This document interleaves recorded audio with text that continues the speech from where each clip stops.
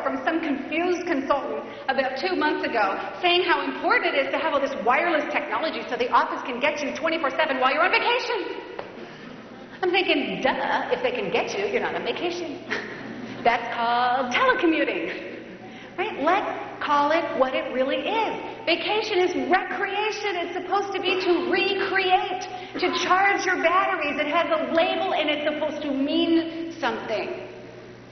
And I know the importance of recharging my batteries, but I didn't know it all the time. And I had to learn it the hard way. I was doing about 180 days a year on the road in 1994. And the travel was just about killing me. I had my daughter in 1995. I thought, what am I going to do? How am I going to have a career, be a mom? I know. I'll get a nanny. So I got a nanny. I stayed home for about 3 months, got a wonderful nanny named Angie. And as was my custom, I would call in at the end of the speech or seminar and check on them and see how the day went. So Megan was about 14 years old, and I was in Mansfield, Ohio, in a Holiday Inn. I will never forget the green shag carpet. And I called in. I said, "Hi, Angie, it's Laura. How's Megan?" She said, "Oh, Laura, we had a wonderful day today. Megan walked today." And I'm in the Holiday Inn in Mansfield. And I remember dropping the phone and crumpling to a little shriveled heap on the floor and crying my eyes out and saying, what am I doing? What am I doing? I had not stopped to weigh the costs. And you have to ask yourself, are the things that I'm doing in my life and the way that I'm spending my time, do those reflect the things that are really important to me? Mine weren't. So I knew right then I needed to move on. I changed careers. I moved again. I became a single mom. I checked this label and it hadn't been used in a year. Oh, sorry.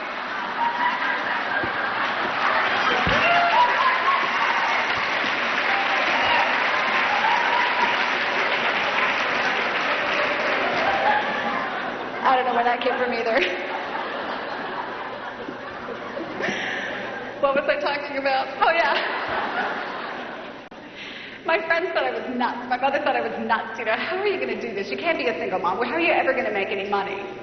And I stopped worrying so much about the quantity of the money that I was making and worried more about the quality of the time that I was spending with Megan. I was still concerned about success, just a different kind of success. And what I've recognized is that we as professionals have so much passion for our work and for our families and personal lives.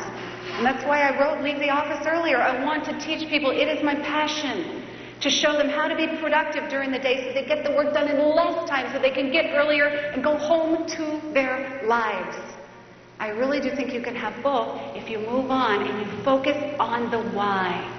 And what's behind the reason that you are being so productive at work? Guess what? You either have to pay now or you have to pay later. And my hope for you is that you don't have to pay later like I did. What are the things that you can change? What are the things that if you keep spending your time the way you're spending it now, you are going to end up with at the end of your life saying, gee, I wish I would have done this. Don't let those things go on. Move on. You know, when you move from one house into another, a lot can go wrong. Things can get damaged, dropped, and lost. And so moving companies have an important document they call the Bill of Lading. It is the contract that specifies the terms and the conditions of your move. It is also your receipt for all of the things that the moving company is hauling in your behalf. And a lot of people don't spend time going through the Bill of Lading because they are in such a hurry to get out of there. But I remember my father double-checking, triple-checking everything on the Bill of Lading. And he used to say to me, sweetheart, anything worth doing is worth doing right. And I don't always agree with that today, but I did back then. And the bill of lading still doesn't offer any guarantees. Things still get dropped, damaged, and lost. There are no guarantees. But what it does provide is peace of mind. It says, I have done everything I can. Have you done everything you can? Has anybody ever had a Krispy Kreme donut? Oh, those are like a religion down here, isn't it? You know, we never used to have Krispy Kreme donuts in Denver, Colorado, where I'm from, till a year ago. The first one opened up in Colorado, 5 minutes from where I live. And I was able to witness the frenzy that ensued. People who were too impatient to wait in line for the microwave were waiting in 3-hour lines. They had to hire off-duty police officers. It was insane, just to patrol the parking lot and the drive-thru. People were driving hours from other cities in Colorado it was nuts. I'm thinking I should do some field research. I didn't really want one. I just needed to do some productivity research. So I waited for a month until the line died down to about a 1-hour wait. And I made my move and I got in line. Well, after you wait for an hour, you're not just going to buy one, right? I bought a whole box and sat there and ate 6 in the car. Those are not donuts. I don't know what those are. Oh, man. It's like a moth to a flame now. You know, I see that red light. I'm like, fly by. What I learned about Krispy Kreme and why I love them so much is I've learned that Krispy Kreme is health food. Not personal health. That's like you're fat for a year right there. But emotional health. It's comfort food.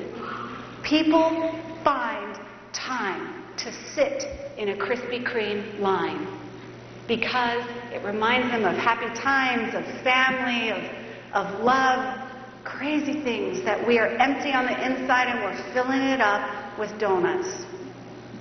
And I know that if the why is important enough, the how becomes easier. I've moved 40 times in my life. And I hated every single one of them, except my last.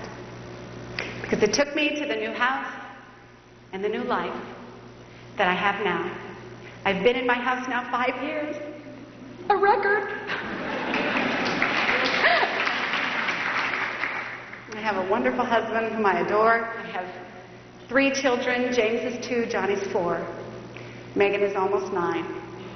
And I'm blessed to have a wonderful career that I love. My hope for you is that you make every day a productive one.